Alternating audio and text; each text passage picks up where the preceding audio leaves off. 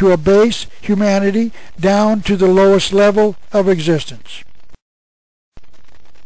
And we must combat religion. Down with religion. Long live atheism. Atheism is, of course, a belief that there is no God. So Lenin was writing as a man who believed that there was no God in the universe. That certainly is not the view of a believer in the Jewish religion. Lenin continued, "The spread of atheism is our task. Communism abolishes eternal truths. It abolishes all religion and morality. We say that we do not believe in God. We do not believe in eternal morality. That is moral that serves the destruction of the old society." I think that any fair reading of those quotations by Nikolai Lenin would force the reader to an inevitable conclusion. Lenin was no longer a Jew. He was an atheistic communist, because communism is a religion without God. Mr. Welch then pointed out that this so-called Jewish conspiracy surfaced with the document called The Protocols of the Learned Elders of Zion, supposedly written by a group of Jews who met in Basel, Switzerland in 1897 to set the course for their plan of world conquest. So the first question becomes obvious. Does that mean that the Jews did not have a plan for world conquest until 1897? They have been on this earth for thousands of years, and apparently we are being asked to believe that they only met in 1897 to formulate their plan. Notice that the claim is that the protocols were written by the learned elders of Zion. Zionism is defined as a conviction that the Jews should return to their homeland in the Middle East, one promised by God to them many centuries before. This was accomplished by the United Nations, who authorized the Jews to occupy that area of land in 1948. Many Christian pastors today are Zionists because they believe that the Bible prophesies that the Jews would one day return to their homeland, and they believe that this prophecy was fulfilled in 1948. These pastors are not Jews, but Christians, yet the individual who found the papers claimed that Zionists were exclusively Jews and that they had a plan as Zionists, a plan for world conquest. Just because a man is a Zionist does not mean that he is a Jew. He could be a Christian or any other religion for that matter. All he would have to believe is that the Jews should have a homeland in Israel. But not all Jews believe in a homeland for the Jews either.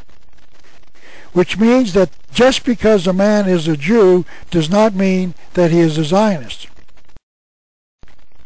This is the first of two pictures of Jews marching just a few years ago to protest the actions of Israel in their invasion of Lebanon. Both of these pictures were taken in London, England, and will make the point. Not all Jews are in favor of what Israel does. One of these signs says that Zionism does not represent world Jewry. Now let me return to the protocols of the learned elders of Zion. The claim is that this was a real document, but Sergei Nilus, the man who allegedly found the papers, provided not one documentation that this meeting in Switzerland had ever taken place. He did not say how he found the protocols or how he knew that they were official. And to be perfectly honest, I do not now know who wrote them, nor what the purpose was of whoever who did write it. But that does not mean that they were written by the Jews. It means quite possibly that they were written by an active conspiracy, the one ruling America and the world today. The same one that Dr. Quigley taught Bill Clinton about. And the one that I've spent 44 years of my life documenting and exposing. But in summary, I would say this about the protocols. Reading them is like reading today's newspapers. They certainly speak directly to the things happening in America today. One person who believed the protocols was Henry Ford, the owner of the Ford Motor Company, the maker of the Ford lines of automobiles. And the reason he believed in them is very intriguing. Mr. Ford never borrowed money to build his automobile industry. He just delivered the cars on credit to the car dealers who would pay him for the cars once they were sold. And this was intolerable to the bankers who ran America. And to bankrupt him or force him into borrowing money, the bankers created the crash of 1920. The purpose of this was to force him to borrow from the bankers, and if he did, they intended on getting him to appoint their people to his board of directors, and he would lose control of his company. And when Ford learned that it was the international bankers who were behind this, he was incensed, and he was right. If you want to read that Mr. Ford was right in this instance, may I suggest that you read my fourth book entitled Jesse James, United States Senator. You will learn just how the international bankers were behind the American Revolution of 1776, the War of 1812, and the Civil War. But my books give you the evidences that these international bankers were not Jews. So Mr. Ford was right. The protocols do report that the international bankers do create the problems around the world. The copy that I possess quotes Mr. Ford as saying on February the 17th, 1921, "The only statement that I care to make about the protocols is that they fit in with what is going on. They have fitted the world situation up to this time. They fit it now." But that was all Mr. Ford was right about. He purchased the Dearborn, Michigan Independent newspaper and used it as a way of hopefully convincing America of the validity of his charges. This is typical of what he wrote in this newspaper. "The international financiers are behind all wars." Notice, by the way, that this is precisely the same charge that Mel Gibson made in the year 2006. Mr. Ford continued, "In America, the Jew is a threat." And when Adolf Hitler came to power in Germany and promised to do something about the Jews, Ford lent him his support. This is a picture taken July the 30th, 1938, of Mr. Ford receiving the Grand Cross of the German Eagle from Adolf Hitler's Third Reich, presented by the German Consul General of Cleveland and Consul of Detroit. And one can only presume that Mr. Ford never learned that there is evidence that Adolf Hitler himself was 1/4 Jew. In 1943, Walter Langer, an American psychiatrist, was asked by President Franklin Roosevelt to prepare a psychological profile on Adolf Hitler.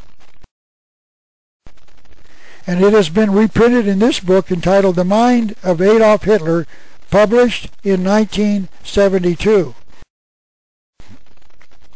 This is what he discovered. Adolf Hitler's father, Alois Hitler, was the illegitimate son of Maria Anna Schicklgruber. She was employed as a servant in the home of Baron Solomon Mayer Rothschild in Vienna, Austria. As soon as the Rothschild family discovered that she was pregnant, she was sent back to her home in Spital, where Alois was born. If it is true that one of the Rothschilds was the real father of Alois, it would make Adolf 1/4 Jew. I don't think Ford ever learned that Adolf Hitler was quite likely the illegitimate son of a Rothschild, a so-called Jewish banker. That sheds a completely different light on this Jewish conspiracy theory. If Hitler was Jewish and they already controlled the world, why would a Jewish conspiracy want to take him out? That doesn't make sense unless there is no Jewish conspiracy. I remember watching a television commercial for Bill Cosby's situation comedy. Cosby told his son, "Remember, son, I brought you into this world and I can take you out." So if this is a Jewish conspiracy, it does not make sense that they would take Adolf Hitler out after creating him. Apparently someone told Mr. Ford that all of the international bankers were Jewish. It is quite conceivable that someone told him that this goes all the way back to the time of Jesus and his overturning of the tables of the money changers inside the temple. This occurrence might be the source of the theory that the Jews are the international bankers of today. Let me briefly quote some Bible verses as a way of possibly explaining where some of those people who believe in the Jewish conspiracy get their ideas. Let me start by quoting the Gospel of John, chapter 2, verses 13 through 15.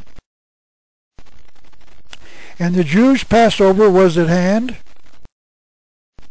and Jesus went up to Jerusalem, and found in the temple the changers of money sitting. And when he had made a scourge of small cords, he drove them all out of the temple, and poured out the changers' money, and overthrew the tables." Now this was the only time in the Bible that I am aware of where Jesus used anger. But it is known that only 3 days later, Jesus was on the cross. Let me continue the story in the Gospel of Matthew, chapter 26, verses 14 and 15. "Then one of the 12 disciples, called Judas Iscariot, went into the chief priests, and said unto them, What will you give me, and I will deliver him unto you? And they contracted with him for 30 pieces of silver. Now the chief priests were in charge of the temple, and they were undoubtedly the ones who allowed the money changers to sit in the temple itself. One can only wonder why Judas thought the chief priests would be interested in silencing Jesus and would be willing to pay him. And one can only ask 2 questions. Did the chief priests have some sort of financial arrangement with the money changers? And secondly, where did the 30 pieces of silver come from? Did it come from the money changers or from the chief priests?